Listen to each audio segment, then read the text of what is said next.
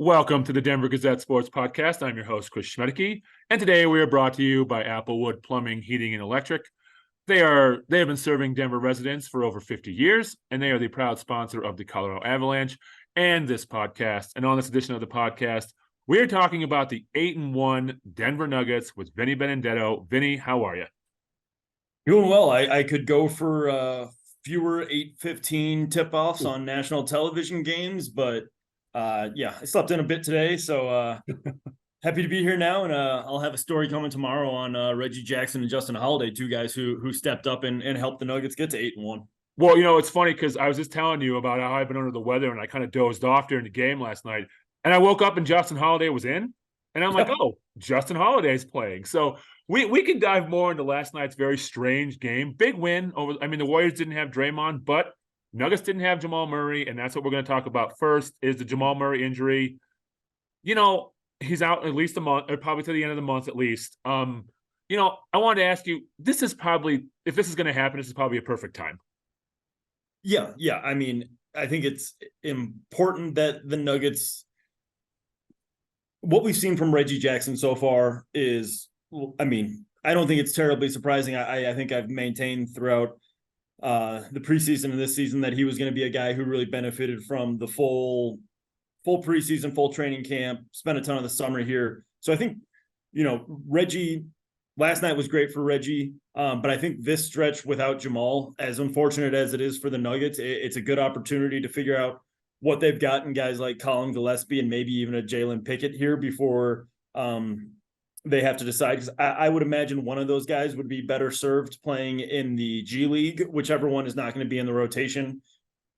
Right now, Gillespie's the guy who's been in the rotation. But yeah, I think it'd be great if the Nuggets could also get a look at Jalen Pickett here in the few weeks they're going to be without Jamal Murray and just see where he's at in a meaningful regular season NBA game. And, whichever guy is not going to be part of the rotation, I would expect to spend some time in Grand Rapids in the coming months. And I would think, and I'm sure you kind of agree with this, they're not going to rush Jamal Murray back. No, but there is one complicating factor. If I think I know where you're going, but go ahead. Tinfoil hat on a little bit. As part of trying to decrease guys taking time off or resting without significant injuries, the NBA instituted the minimum games played to be an all-NBA player. As we've discussed, Jamal Murray being an all-NBA player this season allows him to be eligible for a Supermax contract this offseason. So I wouldn't be surprised if there's part of Jamal who's trying to maybe get back in a position to give him some wiggle room. So if he does need a game or two off later in the regular season, he could still be up for all NBA honors. But the Nuggets, Michael Malone, namely, has been pretty adamant about the fact that they're not going to rush him, especially considering it's one of those soft tissue injuries that can linger or become a recurring issue if you don't let them fully heal. So there is a little bit of intrigue in terms of which timeline we want to operate on, but it's interesting. Something to put a pin in, I guess. We can circle back in a month. You and I have talked about this, though. It's going to be tough for him to make all NBA. I mean, there are so many guards in the NBA. I don't know what was he? I guess he went out in the Bulls game, right? And he was averaging close to 20 points a game and like 7 assists, right?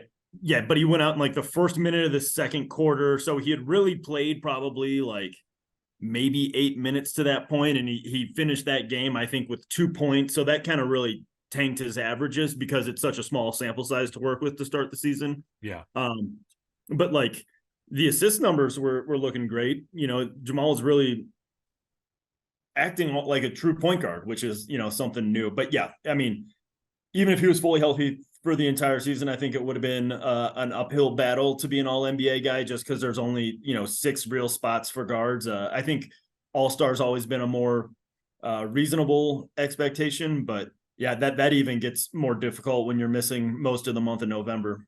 And there's no money tied to all-stars, right? There's no contract. No, like the Supermax is for all NBA guys, I believe. Right. I'm like 95% sure on that, but yeah, I'm pretty the sure. The All-Star would just be a nice feather in the cap, I think. But, I sometimes think about him, and I remember, like, at the parade, he wore the champion Murray shirt. I mean, I know he'd love to get a Supermax, I'm sure, wouldn't we all? But I feel like he cares more about the Nuggets defending their title than anything. Yeah, yeah, he's been one of those guys that, He knows he plays with the best player in the world. yeah, he knows he understands that he is number 2 on his own team, but I think he also, I think just the length of his ACL recovery provided a window, or I mean, this probably would have happened anyways, but there were so many other young guards. You think of like a Shai Gilgeous-Alexander who went from, young promising starter in the league to bona fide all NBA guy, like in that season and a half that Jamal missed. And it feels like there's a group of young guards, like even Donovan Mitchell right now, who's playing really well to start the season, but he's a guy who feels like he's considered in a different tier than Jamal because of the injury.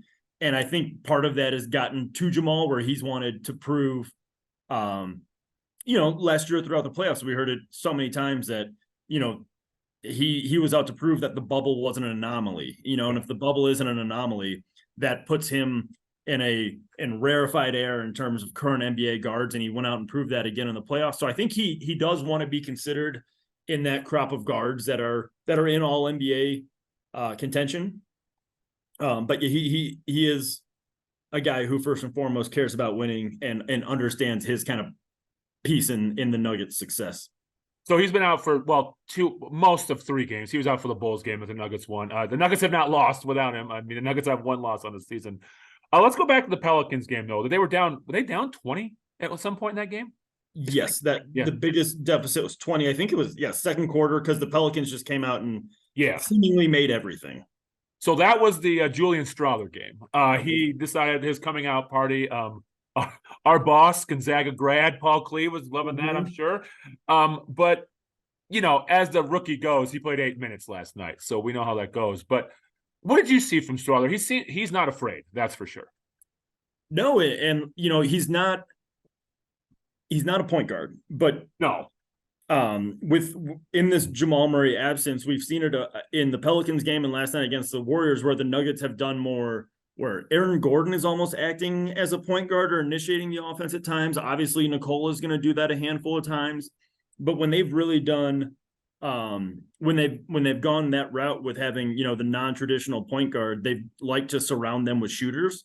And Julian's a guy who makes sense in that because he's more than a shooter. We saw, the floater game. He said that's the shot he's most confident in is that floater. He obviously knocked down the threes, but he feels like a guy who could fit alongside Joker and AG if they're really kind of running the offense and the Nuggets want to surround them with shooters. It feels like he's a guy who's capable of stepping up because, a lot of the other reserves, the offense hasn't been great from the Christian Browns or the Peyton Watsons for much of this season. So, I think Julian showed that he's a guy that if you need a shot in the arm, and they certainly did on Monday night, he's a guy who's totally capable of coming in and being kind of a microwave scorer off the bench. I keep thinking that Pelicans team is going to be really good, and then they just kind of are not for stretches. I don't really get it. Like they're finally kind of healthy, and they still the Nuggets have had trouble with them in the past. I remember us talking about that before the playoffs last year, where I was like, I don't want to play them in the playoffs. But on Monday night, they get that big lead, and then they just can't hit a shot for long periods of time. And the Nuggets just took advantage. And, it was Strawther that night. And then, so last night, the game against the Warriors, the 8-15 start, like we talked about at the beginning, it was, all starters in double figures. I'm going to talk about Nikola's greatness in a little bit. It's ridiculous. But Reggie Jackson, without him on the bench now and in the starting lineup, I think people kind of forget how good Reggie Jackson was and can still be. And I think he's like you said earlier, like he's just become an important cog in this Nuggets team. Yeah, and I can't remember, maybe it was just a couple of postseasons ago where he was averaging like 15, 20 points for the Clippers in the playoffs, and it's just like that didn't totally go away. I think, he lost, some minutes last year with the Clippers and he ended up being a buyout guy, but yeah, he's a lot better than a lot of guys you find on the buyout market. And I wonder if one thing that I found interesting that he said last night, like the challenge for him or what kind of motivated him to come back to Denver was like he wanted to prove that he could be like prove this to himself that he could be an effective player in this kind of scheme. And it's like the way the Nuggets play is a far cry from just about every other team in the league. Like Golden State is actually probably one of the more similar teams when you just account for the ball and body movement going on. But I wouldn't say the Clippers are one of those teams that play a similar style to the Nuggets at all. So I think that was quite an adjustment for him. And I think, he part of the motivation for him this summer was proving that he could just come in and work in this kind of system. And so far he's been, I think, really, really impressive filling in for Jamal or just, I mean, his role doesn't feel like it's changed a ton because he was coming in and playing with the starters when they would get Jamal out midway through the first quarter. And so it's just like flipped where now he's getting his minutes with the starters earlier and then still coming in kind of anchoring the bench because they've had Colin Gillespie playing with the starters. But Reggie's handled the kind of both units need something different from Reggie Jackson, and he's shown that he can do both those things. I think I'm going to touch on all the starters with you because first of all, KCP's defense, my goodness, like what did he hold Steph to yesterday? 6 for 17. How many games has he got in the defensive the chain? At least 5 or 6 of the wins. Michael Porter Jr. got it the one time. I remember that. And Aaron Gordon's gotten it once, but so KCP's got to be at 5 or 6. I mean, he has just been, he's the defensive anchor and he continues to prove his worth. But then, the rest of the starters, we don't need to worry about Michael Porter Jr.'s shot anymore. Yeah, he's going to be all right. He's going to be all right. And Aaron Gordon just does Aaron Gordon stuff. He had 14, 11 last night. He played good defense. Like, we've talked about this 100 times, but I think it's still, again, worth mentioning. Even with Jamal Murray out there, that's a damn good starting 5. Yeah, and they still fit together so well because, Nicole is capable of handling all of get him the ball on offense and he'll point and nod at people and, he'll manufacture a good look.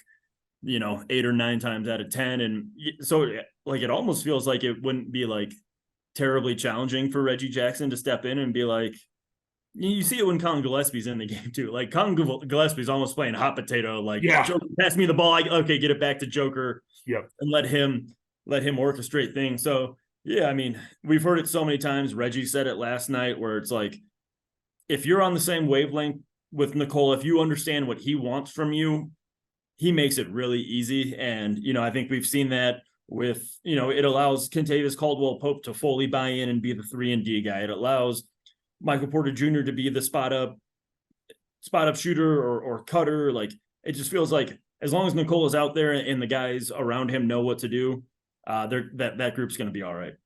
So what do you think about this bench? Like last night was the first night that the bench was kind of bad. They didn't have it last night, but they also played that lineup where it was all 5 of the young guys. Do you think it's just that was just kind of a bad game and these guys just need to gel more and more?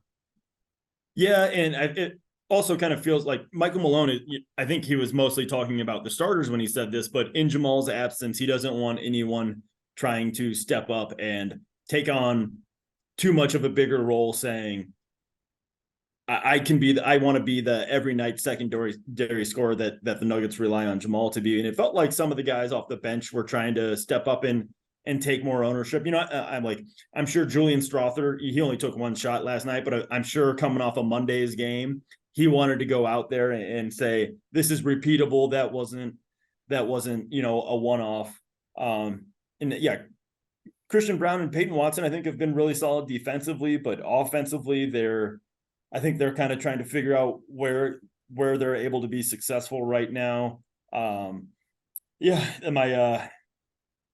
Zeke Nashi story from yesterday was put in a tough spot in the second half of that game. With his 6 minutes. So yesterday was by far the whole bench collectives, I think, worst showing or second worst showing of the season. And that's the reason Justin Holiday got those minutes, because the young guys just, in Michael Malone's eyes weren't living up to their end of the bargain. I really feel like Christian Brown and Watson, they need to develop their corner threes because they're open all the time and they're just out of hitting them. And I think it's gotten to the point where teams are challenging them to hit them. Yes. almost welcoming them to shoot that shot. And yeah, that's kind of been my thing with Christian since last year. I mean, obviously he was great in the finals. But I think people also kind of forget that he wasn't necessarily in the rotation in the Lakers series or towards the end of that Lakers series. So, maybe the expectations are getting to Christian a bit, and he feels like he needs to do a bit more than what he should. But the defense, for both those guys gives them a pretty high floor in terms of contributions most night. But if they could each find one or two things offensively that they can really go to consistently, I think that'd be a big boost to this bench unit. All right, let's talk about Nikola Jokic because we have to, and just his greatness in general. First, I wanted to go back. Like, I don't think we've talked since Halloween when you asked him if he was going to dress up for Halloween, and it's just a quick no. I got what I expected there, but it was the end of the press conference. I'd figure I'd take a shot, and then the next day we see that just about everybody else in the Nuggets organization dressed up, in a range of costumes for their flight to Minnesota. In retrospect, maybe that wasn't the best idea because they did not appear very locked in that the following night. But yeah, Joker's been on a run on the court and in his press conferences for sure. Well, I was going to say, because then there was the night where he just answered the questions without them being asked. Yep. And then there was last night where he enjoyed, I'm sorry, I don't know the person's name from altitude that fell down. Taylor, she's one of the videographers. Yes. Yeah. So, all right, well, let's talk about him on the court, though. Last night, 35 and 13, he took 25 shots, which is a ton for him, especially in the regular season. 1 for 8 from 3. I don't know why he kept shooting those. But, last night, Looney kind of beats him up, and it looked like he was getting frustrated. And I was actually listening to Altitude Radio this morning about how, like, I felt like they felt like the rage tech was coming. Like he was going to get the tech, and then he never did, and he kept himself cool. And I don't know if that's just another step in Nikola Jokic's greatness or what, but last night was a different game for him, and he still dominated. Yeah, and we've gotten to the point where it's just like watching that game. If I didn't have the box score next to me, I'd be like, okay, this is like a C+ Nikola Jokic game, especially when you take into account the late turnover and the missed free throws, the 1 for 8 from 3. I think it's just like a very average C kind of performance. But when you're Nikola Jokic, C's get degrees, and you put up 35 and 13 and like 3 steals and 1 block. And to his credit, he had a really great defensive possession on Chris Paul, like on an island. So as bad and maybe inefficient as he was in the crunch time offensively, like to end up with 35 and 13, it's like he breaks my basketball brain on a pretty regular occasion, because it's like you think is like, oh, this is a mediocre par for the course kind of game, but then the numbers just stay otherwise. Well, and he missed those 2 free throws last night, which was shocking because he usually, I mean, that's him. He's clutch. He's been clutch since he's got here. So that was kind of surprising. I've also noticed a lot, and I don't know if you see this when you're there, he is all about getting that inbound quick, that ball quick, and launching it down. I feel like this year it's even more than ever. Yeah, and it's one of those deals. Every time it happens, I think back to the Suns incident in the playoffs with Matt Ishbia, where he's trying to get the ball back, and people are always like, flabbergasted that would be something that he does on a routine basis. But, we've seen it throughout this season. He's always looking for any sliver of an advantage he can get. And whether that's restarting play early or, sprinting past his guy in transition and just sealing him out for an open layup. He'll take whatever's given to him. Yeah. So, they're off. They play 7 games in 10 days. Is that what it was? I think I heard that. 7 and 11, maybe. Yeah. But there were like, I think that stretch maybe started with a back-to-back and had another back-to-back cooked in there midway through. And then, come back.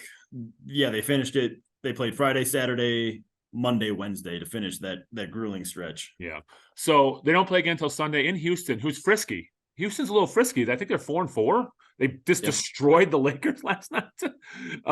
But it looks like it's a tough. About 6 of the next 7, I think, are on the road. So this is going to be a definitely test there. And there were times last night where I was like, "Oh, you know who would help right now? Jamal Murray." Yeah, and I think we got some more of those times coming where you're gonna miss having Jamal out there. But I think the best news for the Nuggets, is an 8-1 start is really pretty incredible. Especially, I would have been more in the camp where I wouldn't have been surprised if they're 5-4 right now. Yeah. Coming off short off season, everyone talks about a championship hangover, but I think this team is, outside of that game in Minnesota and most of the first half against the Pelicans, this team has been really mature and professional in the way it's approached just about every game. So to be off to that start, I think people are going to want to remember this 8-1 start if there are some losses on once the schedule gets a little bit more road heavy here while they're without Jamal. This 8-1 start provided quite a nice cushion. Yeah, and so what have you? Do we have another in-season tournament game in that mix? I think it's the one home game is an in-season tournament game, isn't it? Yeah. How'd you like that blue court? It was a lot to look at. There's a lot on TV, so I can imagine. But was there a different feel to that game? It did feel different. Like, and I think it was most noticeable at the end where the Nuggets were up.